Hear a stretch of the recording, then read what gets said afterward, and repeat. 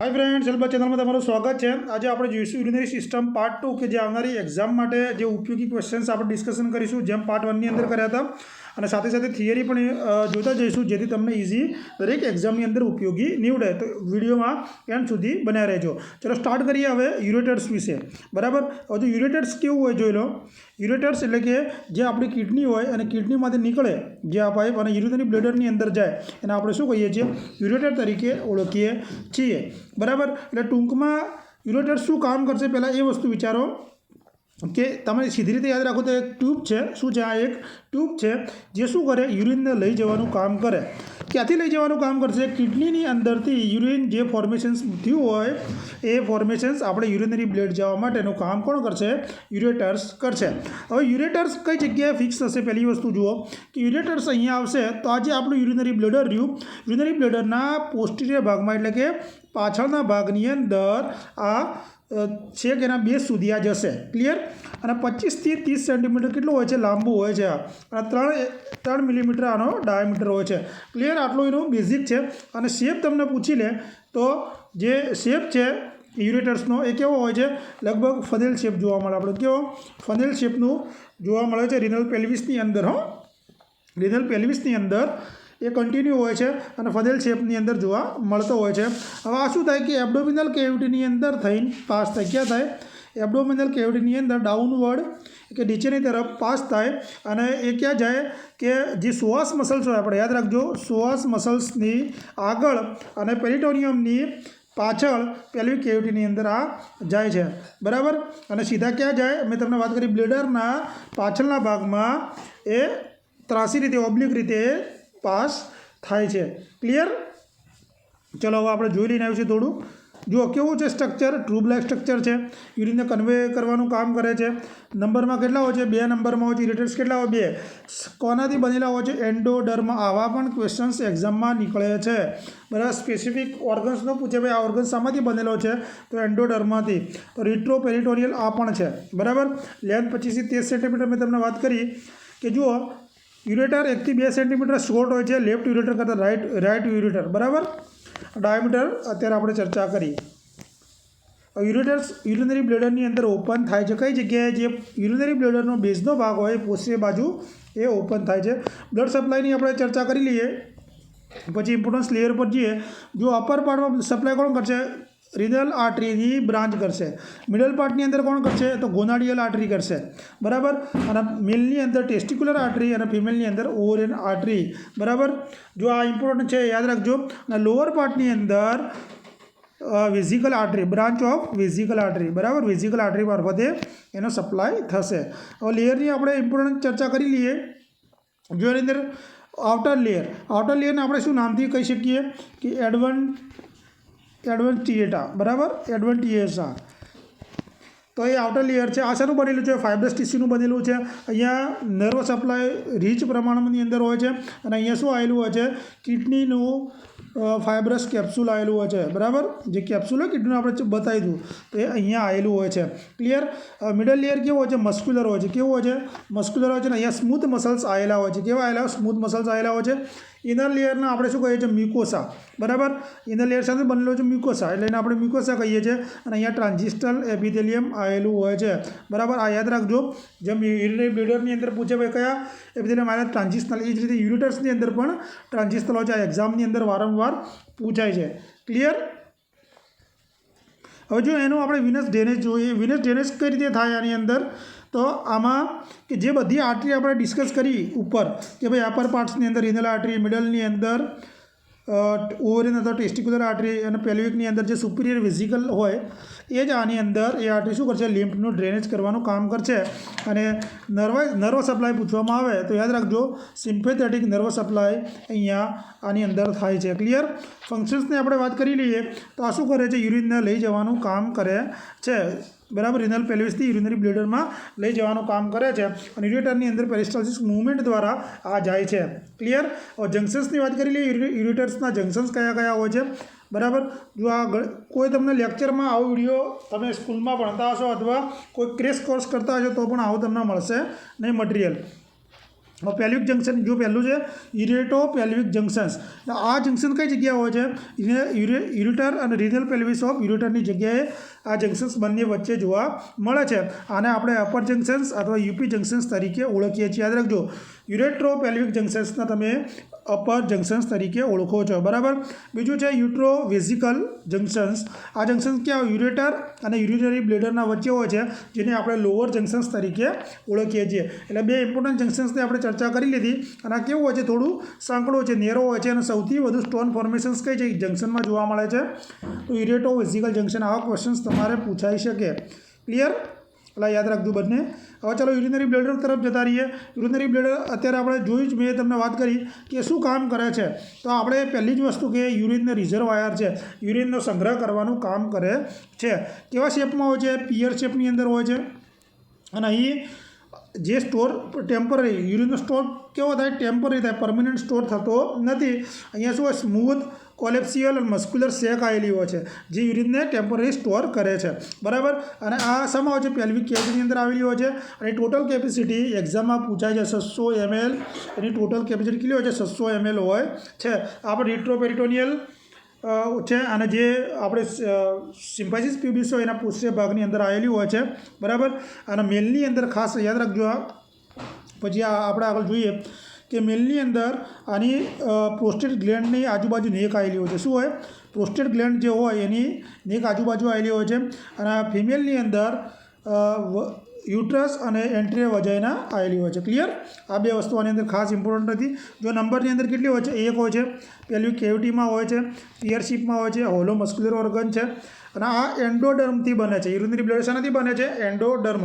Capacity 1 litre જેટલી હોઈ શકે, પણ એક્ઝેક્ટ કેપેસિટી તમને પૂછે તો 600 ml જ આપણે કહેવાનું છે. ક્લિયર? રેસિડ્યુઅલ વોલ્યુમ તમે કોને કહેશો? એટલે કે તમે યુરિનરી બ્લેડરમાંથી યુરિન પાસ કર્યા પછી જે યુરિન બાચો વધે એને આપણે શું કહીએ છીએ? રેસિડ્યુઅલ વોલ્યુમ તરીકે ઓળખીએ છીએ. એ એવરેજ 50 ml હોય છે. આવું પણ પૂછી શકે કે જે ટોટલ કેપેસિટી હોય એના 10% અથવા 30 થી 80 ml. એવરેજ 50 ml તમે કહી શકો, અને 30 થી 80 ml રેસિડ્યુઅલ વોલ્યુમ તમે એના કહી શકો છો. ક્લિયર? આટલી વસ્તુ યાદ રાખજો. હજુ આની અંદર જે મસલ્સ છે જોઈ લેવાના ખાસ. જો ટ્રાન્ઝિસ્ટલ એપિથેલિયમ, પછી આ સબમ્યુકોસા. બરાબર. આ સ્પિન્ક્ટર આગળ આપણે ચર્ચા કરવાના છે. આ યુટેરલ ઓપનિંગ છે. આ ડેટ્રુસસ મસલ્સ યાદ રાખજો, એક્ઝામની દ્રષ્ટિએ બહુ ઉપયોગી છે. આપણે આગળ ચર્ચા કરીએ. આ પેરિટોનિયમનો ભાગ છે. આ ઇન્ટરનલ યુરેથ્રલ સ્પિન્ક્ટર છે, અને એક્સટર્નલ. બરાબર. એ આગળ આવશે, એ ડાયાગ્રામ જોઈ લેજો. ક્લિયર? જો મેલ સિમ્પાઇસિસ પ્યુબિસ યુરિનરી બ્લેડર અને મેલની અંદર શું હોય જોયેલા? મેલના સિમ્પાઇસિસ પ્યુબિસ યુરિનરી બ્લેડર અને રેક્ટમ. ફિમેલની અંદર સિમ્પાઇસિસ પ્યુબિસ યુરિનરી બ્લેડર યુટ્રસ અને રેક્ટમ. આ સિક્વન્સ યાદ રાખવાની છે, એક્ઝામમાં પૂછાય જ છે. ક્લિયર? ચલો બ્લડ સપ્લાયની આપણે વાત કરીએ, પછી થોડા લેયર વિશે ચર્ચા કરી લઈએ.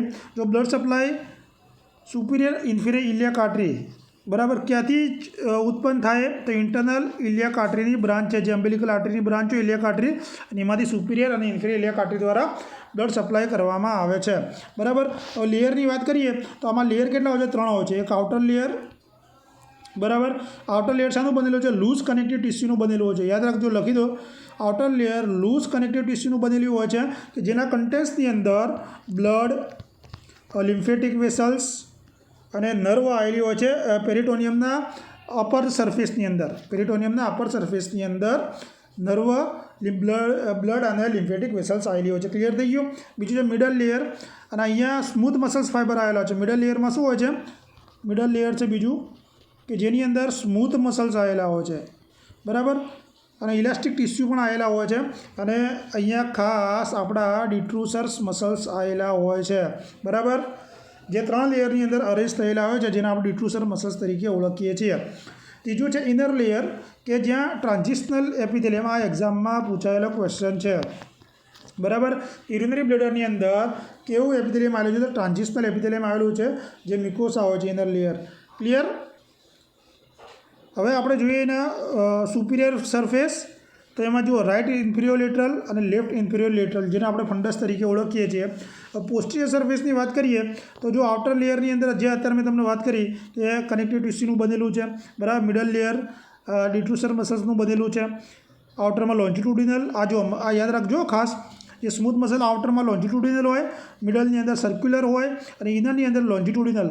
આ રીતે મિડલ લેયરની અંદર મસલ્સ આવેલા છે. જે 3 લેયરના મેં તમને વાત કરીને આ રીતના 3 લેયર હોય છે. ક્લિયર?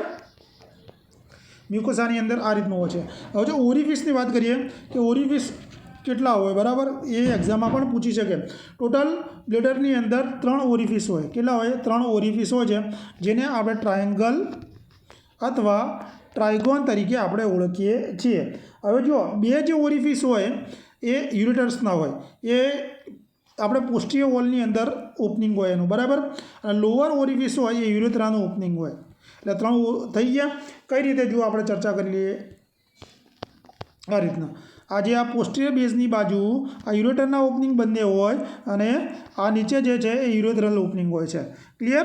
એટલે આ રીતે ટ્રાયગોન બને છે. આ રીતે ટ્રાયગોન બને છે. અહીંયા યુરેથ્રલનું ઓપનિંગ, અહીંયા 2 યુરેટરના પોસ્ટિયર બેઝની અંદરથી આવે એ રીતે આખું ટ્રાયગોન બનતું હોય છે, બરાબર. અહીંયા શું થાય? યુરિનનું એક્યુમ્યુલેટ થાય, એટલે કે યુરિન જમા થાય.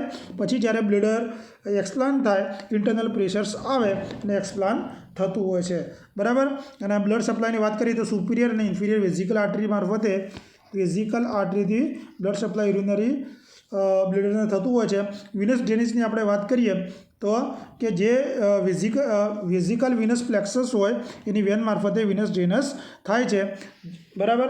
લિમ્ફેટિક ડ્રેનેજની આપણે વાત કરો તો લિમ્ફ નોડ મારફતે, એટલે કે ઇન્ટરનલ અને external lymph node iliac lymph node મારફતે આનું લિમ્ફેટિક ડ્રેનેજ જોવા મળે છે. નર્વ સપ્લાયની વાત કરી લઈએ તો સિમ્પેથેટિક અને પેરાસિમ્પેથેટિક એમાં અહીંયા નર્વ સપ્લાય થાય છે. ક્લિયર? આ ટ્રાયગોન વિશે. જો સ્પિન્ક્ટરમાં યુરેટ્રો વેઝિકલ સ્પિન્ક્ટર કે આ યુરેટર્સ અને યુરિનરી બ્લેડર વચ્ચે આવેલા હોય છે, બરાબર. જે સ્મૂથ મસલ્સથી અને ઇનવોલન્ટરી કંટ્રોલ જોવા મળતો હોય છે. અને બેક ફ્લો ઓફ યુરિન આપણે શું કહીએ છીએ? યુવી રિફ્લેક્સ તરીકે આપણે ઓળખીએ છીએ, બરાબર. આ એક્ઝામમાં ઘણીવાર પૂછેલું છે. ક્લિયર? યુવી રિફ્લેક્સ એટલે યુરેટ્રો વેઝિકલ રિફ્લેક્સ, બરાબર, જેને આપણે યુવી રિફ્લેક્સિસ તરીકે ઓળખીએ છીએ. જે યુરિન બેક ફ્લો થાય એને, બરાબર. અહીંયા ઇનવોલન્ટરી કંટ્રોલ હોય છે, યાદ રાખજો. યુરેટ્રો વેઝિકલ સ્પિન્ક્ટર ઘણીવાર એક્ઝામમાં પૂછાય છે. હવે ઇન્ટરનલ યુરેથ્રલ સ્પિન્ક્ટરની અંદર યુરેથ્રા અને યુરિનરી બ્લેડર વચ્ચે પ્રેઝન્ટ હોય છે. સ્મૂથ મસલ્સથી બનેલા હોય છે. ઇનવોલન્ટરી કંટ્રોલ હોય છે. અને આનો બ્લડ સપ્લાય એ સુપિરિયર અને ઇન્ફિરિયર અત્યારે મેં વાત કરી લીધી એ પ્રમાણે થાય છે. એટલે 2 રીતે યાદ રાખજો, યુવી સ્પિન્ક્ટર, બરાબર, અને બીજું ઇન્ટરનલ યુરેથ્રલ સ્પિન્ક્ટર. બંને એક્ઝામમાં પૂછાય છે. વિનસ ડ્રેનેજની આપણે અત્યારે ચર્ચા કરી, 2 લિમ્ફેટિક ડ્રેનેજની પણ ચર્ચા કરી, નર્વ સપ્લાયની પણ આપણે ચર્ચા થઈ ગઈ છે. યુરેથ્રા વિશે જોઈ લો. યુરેથ્રા કેટલી હોય છે? નંબરની અંદર 1 હોય છે, બરાબર.